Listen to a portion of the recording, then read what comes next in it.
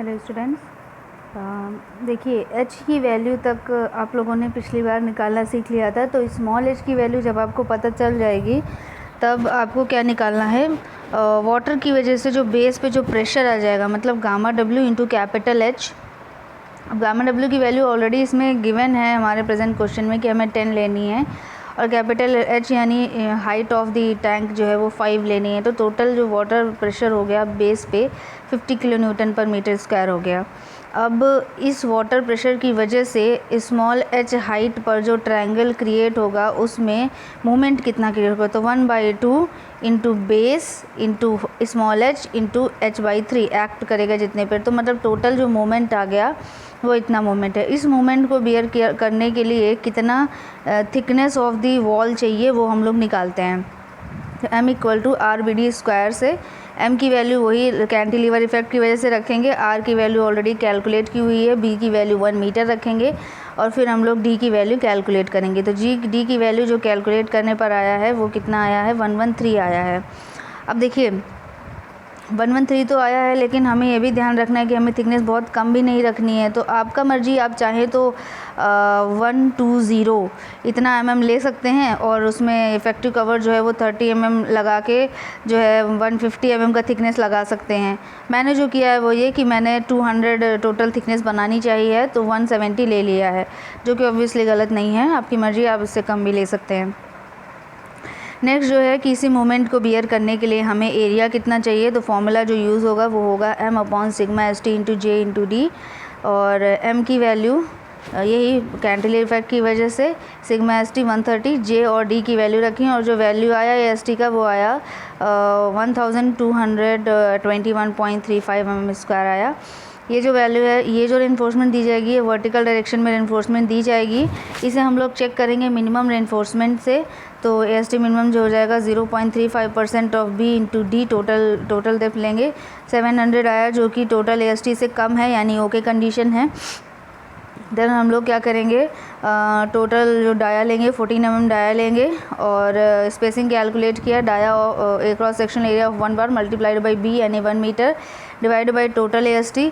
जो स्पेसिंग आया वो 1 to 6 आया स्पेसिंग। तो आपकी मर्ज़ी, आप चाहें तो 120 mm स्पेसिंग भी ले सकते हैं, 125 ले सकते हैं। मैंने 110 लिया हुआ है। तो 14 mm डाया बार्स में 110 सेंटर टू सेंटर स्पेसिंग दी जाएगी और ये क्या होगा, ये वर्टिकल डायरेक्शन में दी जाएगी। ओके तो अब पहले इस रेनफोर्समेंट को देख लेते हैं कि ये रेनफोर्समेंट कहाँ दिया जाएगा। तो 14 mm डाया और 110 mm सेंटर टू सेंटर। देखिए ये है वो ऐसे दी जाएगी। ये जो ब्राउन कलर से आपको दिख रहा है 14 mm dia 110 mm centre to centre, जो रेनफोर्समेंट दिख रहा है, ये रेनफोर्समेंट जो है ये कैंटिलीवर इफ़ेक्ट की वजह से होगा। ठीक है, अब आपकी मर्ज़ी, आप चाहें तो इसे हाफ डिस्टेंस के बाद कर्टेल कर सकते हैं, लेकिन ध्यान रखिएगा कि मिनिमम रेनफोर्समेंट से कम नहीं होना चाहिए अपर साइड में, क्योंकि यहाँ पर कोई और रेनफोर्समेंट नहीं है, वर्टिकल डायरेक्शन में सिर्फ एक यही रेनफोर्समेंट है। तो कम से कम मिनिमम तो रखना ही चाहिए। प्रेजेंट केस में क्या हो रहा है, मिनिमम से कम हो जा रहा है, इसलिए कर्टेलिंग मैंने नहीं की है और ना ही मैंने चेक किया है। ठीक है, तो आप चाहें तो इसको करके दिखा सकते हैं। नेक्स्ट जो है वो अब ये जो डायरेक्ट टेंशन के लिए, तो अब डायरेक्ट टेंशन जो है capital H minus small h height पे लिया जाएगा। अब कितना हो जाएगा वो, वाटर की वजह से unit weight of water multiplied by height into d/2। D क्या है, डाया ऑफ दी टैंक है। वैल्यूज़ हमने पूरी रख दी और सॉल्व किया तो आया 118.145 किलो न्यूटन पर मीटर हाइट। इसके लिए जो AST चाहिए वो क्या हो जाएगा, इसी में direct tension divide by sigma ST। तो जो AST चाहिए वो वैल्यू आ जाएगी ये 908। अब ये वैल्यू AST मिनिमम से ज़्यादा है, मतलब ओके कंडीशन में है। 12 mm डाया लिया, स्पेसिंग कैलकुलेट किया तो वैल्यू आ गई कितनी, 124। तो अब मैंने यहाँ पर 120 mm सेंटर टू सेंटर लिया है, 12 mm डाया बार्स लिया है। हॉरिजॉन्टल डायरेक्शन में ऐसे राउंड रेनफोर्समेंट जो है वो ये दिया जाएगा। अब देख लेते हैं कि ये रेनफोर्समेंट जो है वो कहाँ पर है। तो ये देखिए जो ब्लैक कलर से रेनफोर्समेंट आपको दिख रहा है 12 mm dia @ 120 mm centre to centre. ये जो राउंड रेनफोर्समेंट सामने से देखने में दिख रही है, ये रेनफोर्समेंट है। अभी एक्चुअल में अगर पूरा देखेंगे तो ये रेनफोर्समेंट कुछ ऐसे ऐसे दिखेगी, ठीक है, ऐसे ऐसे, इसीलिए इनको हुप रेनफोर्समेंट भी बोलते हैं। अब जो नेक्स्ट स्टेप है उसमें आपको क्या करना है, बेस स्लैब को डिज़ाइन करना सीखना है। तो बेस स्लैब को डिज़ाइन करना सेम वैसे ही वही प्रोसीजर है जो हम लोग सर्कुलर स्लैब डिज़ाइन करते थे, तो उसी तरह से डिज़ाइन किया जाएगा। अब ये क्या हो जाएगा, जो वॉल से मोनोलिथिक डिज़ाइन किया जाएगा, तो मतलब कॉर्नर्स पे इन्हें फिक्स की तरह इन्हें हम लोग कवर करेंगे। सबसे पहला स्टेप क्या होता है कि हमें थिकनेस ऑफ द स्लैब जो है वो अपनी ओर से माननी होती है। तो यहाँ पर हमने क्या किया, एक 500 mm का एक स्लैब हमने मान लिया। बाद में अगर ये थिकनेस जो है वो इस मैक्स के लिए, मतलब मैक्सिमम मोमेंट के लिए हम इसे चेक करते हैं, तो अगर गलत आता है तो हम इसे बाद में आके फिर से इसे कवर कर देंगे। हमने यहाँ पे 500 mm ले लिया है। नेक्स्ट क्या है कि बेस पे वाटर की वजह से जो प्रेशर है वो निकालते हैं। तो gamma W unit weight of water multiplied by total height, मतलब 50 kN/m²।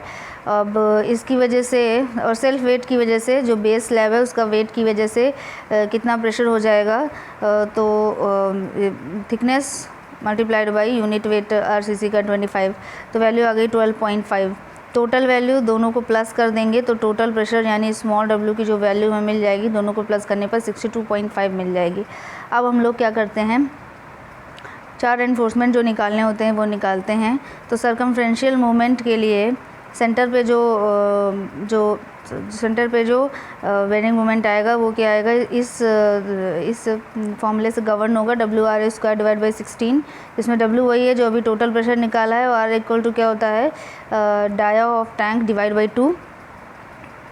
तो स्मॉल w की वैल्यू, r की वैल्यू डिवाइड बाई 16, तो वैल्यू आ गई दिस। और फिर एडजेस पे तो ज़ीरो ही होता है। फिर रेडियल मोमेंट के लिए ये वाला फॉर्मूला, ये और ये वैल्यू सेम है, तो यानी वैल्यू हमें सेम मिलेगी।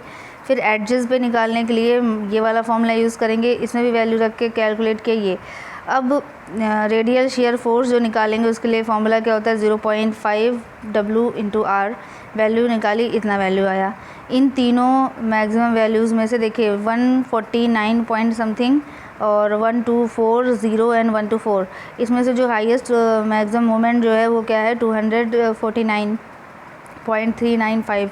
इसके लिए थिकनेस रिक्वायर्ड निकालेंगे, तो m equal to RBD square से इस फॉर्मूले से रख के जो थिकनेस आया वो कितना आया, 372 आया।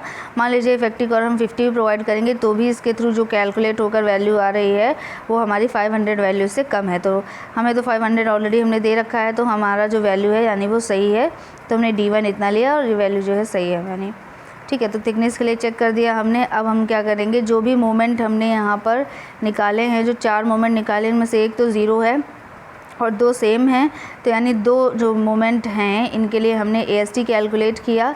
तो अब 1 बाय 1 देखते हैं। तो सबसे पहले नेगेटिव के लिए जो हाईएस्ट वैल्यू है उसके लिए हम लोग कैलकुलेट करेंगे, तो m/σ ST × J × D, value आ गई इतनी। अब 30 mm डाया रेनफोर्समेंट देंगे, स्पेसिंग कैलकुलेट किया, वैल्यू आ गई दिस। मिनिमम रेनफोर्समेंट के लिए चेक किया, तो मिनिमम रेनफोर्समेंट जो है 1750, जो कि इससे ज़्यादा है, तो यानी ओके कंडीशन है, तो हम लोग क्या करेंगे, रेनफोर्समेंट दे देंगे। लेकिन 30 mm डाया और 130 mm 142 आया, तो 130 mm centre to centre horizontal direction में ही दिया जाएगा। स्लैब के लिए डिज़ाइन हो रहा है, लेकिन क्या है कि ये निगेटिव वाला है, तो निगेटिव वाला है मतलब अपर फेज़ में, और कॉर्नर साइड के लिए है तो कॉर्नर साइड में, मतलब रेडियल वाला है ये, ठीक है। तो मतलब ये जो रेनफोर्समेंट दिया जाएगा ये अपर फेज़ में रेडियल डायरेक्शन में, हॉरिजॉन्टल डायरेक्शन में दिया जाएगा, ठीक। तो देख लेते हैं ये कहाँ पर हमने दिया गया है। 30 mm dia @ 130 mm centre to centre, 30 mm dia @ 130 mm centre to centre, ये देखिए ये 30 mm dia @ 130 mm centre to centre, ये जो है ये ऐसे रेडियल डायरेक्शन में आपको दिख रहा है, ठीक। तो अभी यही चीज़ अगर आप इसमें देखेंगे तो ये वाला जो डायग्राम है, ये वाला जो डायग्राम है बॉटम फेज़ के लिए, ये वाला डायग्राम जो है वो अपर फेज़ के लिए है। तो अपर फेज़ में देखिए ये रेडियल वाला दिख रहा है, ये 30 mm dia @ 130 mm centre to centre.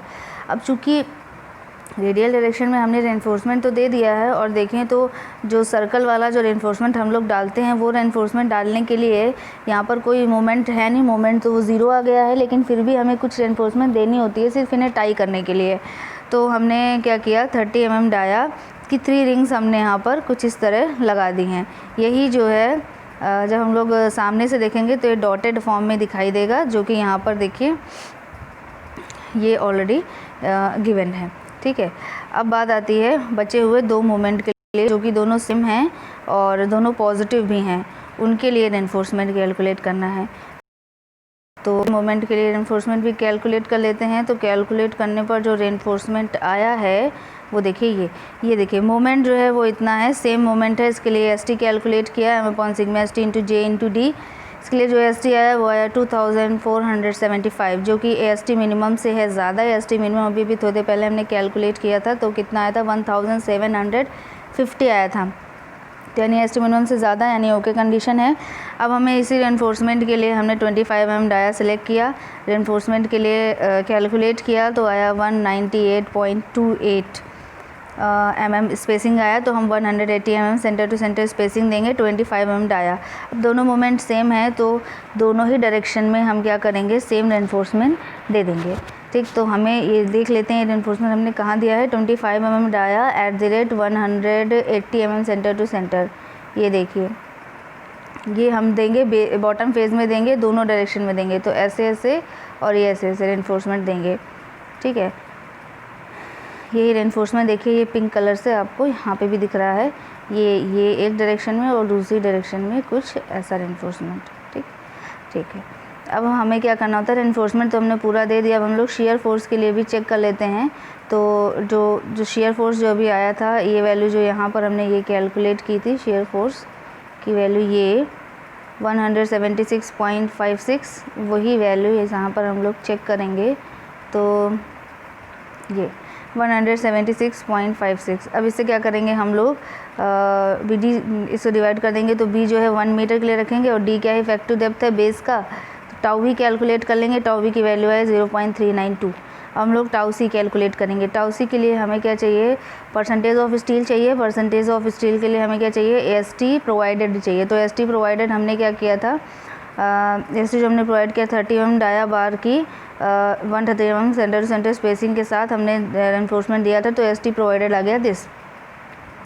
तो ये value S T provided multiplied by 100 divide by B D, percentage of steel हमें कितना मिला, 1.2%। अब इस 1.2% के लिए टाउ सी की वैल्यू देखें तो 1.2 तो डायरेक्टली हमें अवेलेबल नहीं होता है, तो 1 पे और 1.25 पे दोनों वैल्यूज हमने निकाल ली।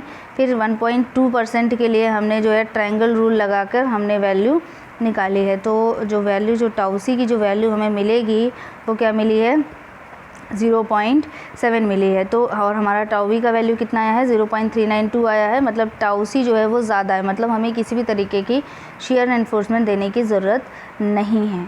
तो यहाँ पर ये हमारा भी काम सही है। अगर शेयर एनफोर्समेंट देने की ज़रूरत, वैसे तो स्लैब है नहीं पड़नी चाहिए, तो थिकनेस हम लोग अगर पड़ती तो हम लोग क्या करते हैं, हम लोग थिकनेस को बढ़ाते, थिकनेस ऑफ स्लैब बढ़ाते, तो फिर हमें देने की ज़रूरत नहीं पड़ती। अगर फिर भी देने की ज़रूरत पड़ती तो हम लोग फिर ऐसे यहाँ पर शेयर एनफोर्समेंट प्रोवाइड की जाती है। ठीक है, तो ये पूरा आप लोगों के सामने ये पूरा एग्जाम्पल है विद डायग्राम, आप लोगों का पूरा मेरे ख्याल समझ होगा। अब हमारे पास सिर्फ एक इंच टैंक बचा है। इंच टैंक ख़त्म होने के बाद आप लोगों का ये यूनिट भी ख़त्म हो जाएगी। ठीक है, आप लोगों को उसमें कुछ प्रॉब्लम हो तो आप लोग मुझसे पूछ लीजिएगा, अदरवाइज़ यहाँ तक जो है वो कंप्लीट हो गया है। Thank you.